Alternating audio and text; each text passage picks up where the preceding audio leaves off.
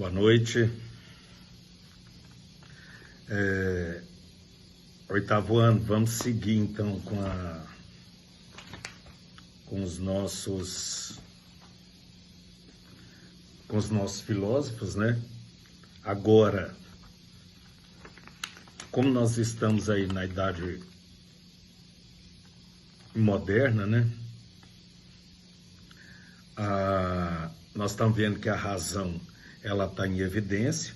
Nós vimos Galileu Galilei, o que ele passou, a maneira com que isso ocorreu, quando eles começam a buscar razão e aí vão contra os dogmas da igreja.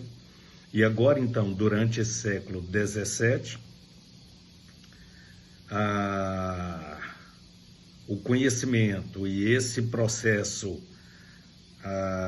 da razão, do conhecimento, ele chega no auge, tá? Isso no âmbito da filosofia, né?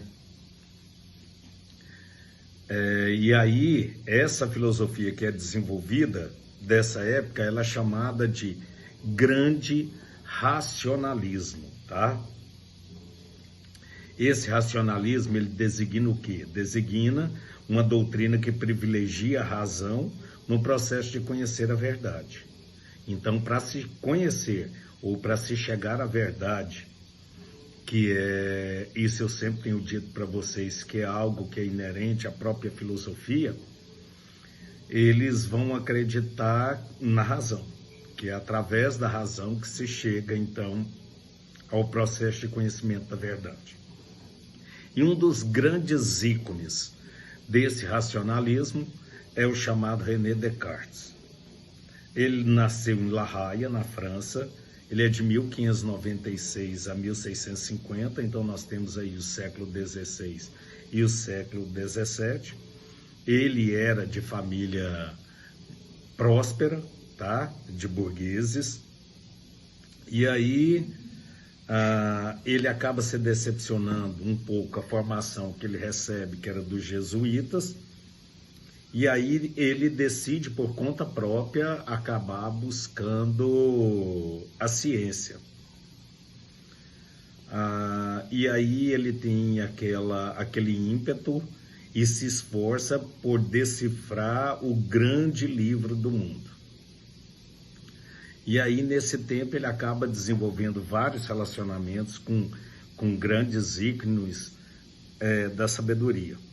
No caso aí tem Pascal, é um deles que ele acaba tendo.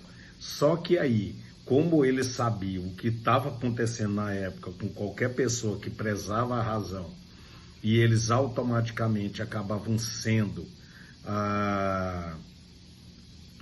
considerado um herege, ele então vai se autocensurar. Então ele pega as suas obras, revê as suas obras, começa uma autocensura, tanto para evitar a repressão da Igreja Católica Apostólica Romana, como uma reação daquele fanatismo dos protestantes. E mesmo assim, com pouca coisa, né, diante dos acontecimentos da autocensura, o que ele acaba publicando, então, acaba sendo de grande relevância na filosofia moderna, que ele acaba sendo considerado um dos pais da filosofia moderna. Pensa a grande relevância que tem. Aí agora nós vamos ver algumas concepções básicas, né, que ele tem. A primeira que nós vamos ver é a chamada dúvida metódica. Tá? Ele vai dizer o seguinte, que para conhecer a verdade, você precisa, de início, colocar todo o seu conhecimento em dúvida. Olha que bacana isso. Por quê? Porque quando você põe dúvida, você quer questionar a respeito daquilo. Será ou não será? Então essa dúvida leva ao quê? Automaticamente, sem busca de uma confirmação.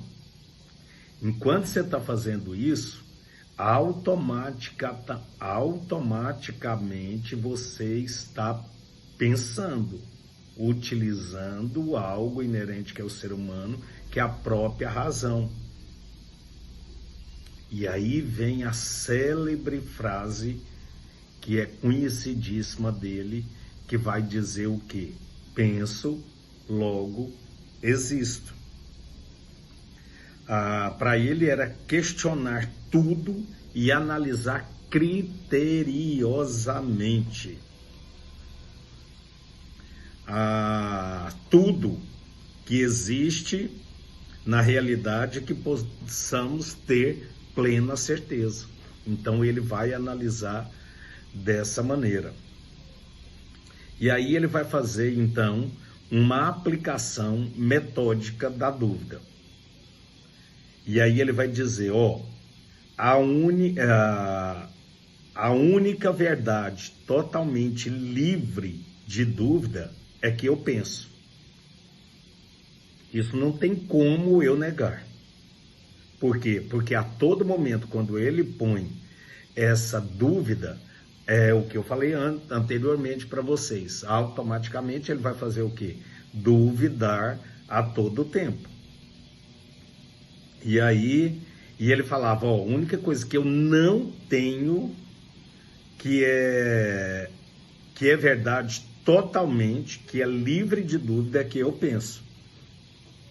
E aí ele acaba deduzindo o quê? Se pensa, ele existe. Por isso que ficou a frase, então, penso, logo existo. E aí, então, para Descartes, o quê? Essa é uma verdade absolutamente o quê? Firme, certa e segura. Porque eu não tenho dúvida de que eu penso. E se eu penso, eu existo. Mas é pensar de qualquer forma? É o fato de você estar questionando, colocando em dúvida todas as coisas, de todas aquelas certezas, para daí você chegar à verdade. Tá? E aí ele vai falar que é por isso que tem que ser adotado, então, como princípio básico de toda a sua filosofia, essa penso logo existe, porque é o quê? É algo que é firme, certo e seguro. Esse era um ponto fixo para ele. Tá? E aí depois, então, ele põe assim, é preciso ressaltar que o termo pensamento é utilizado, então, por Descartes em um sentido bastante amplo. Então, abrange tudo o que afirmamos, negamos, sentimos, imaginamos, cremos e sonhamos. Tá? O termo pensamento. Então, penso, olha aí, logo existo. Por isso aqui, eu falei que não é qualquer coisa. Você tem que analisar por esse prisma. Aí ele coloca aí, que é tudo, pensamento é tudo que afirmamos, negamos, sentimos, imaginamos, cremos e sonhamos. Aí, então, isso para ele, assim para ele, o ser humano era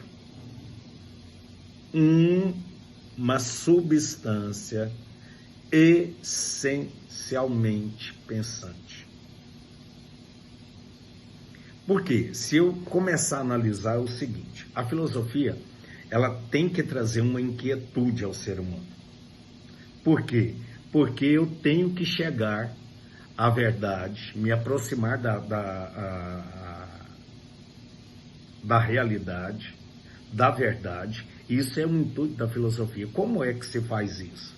Obviamente, através de todo o quesito de pensamento racionalista, e aí, mais abrangendo todo o ser humano.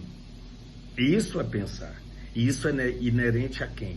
Isso é inerente ao ser humano. Por isso que ele vai começar por aí. E isso é incrível, porque agora depois nós vamos ver o dualismo, o idealismo, o racionalismo, o método cartesiano, para depois a gente mudar, então, de filósofo, tá? E aí, então, até a live, tá? Um abraço.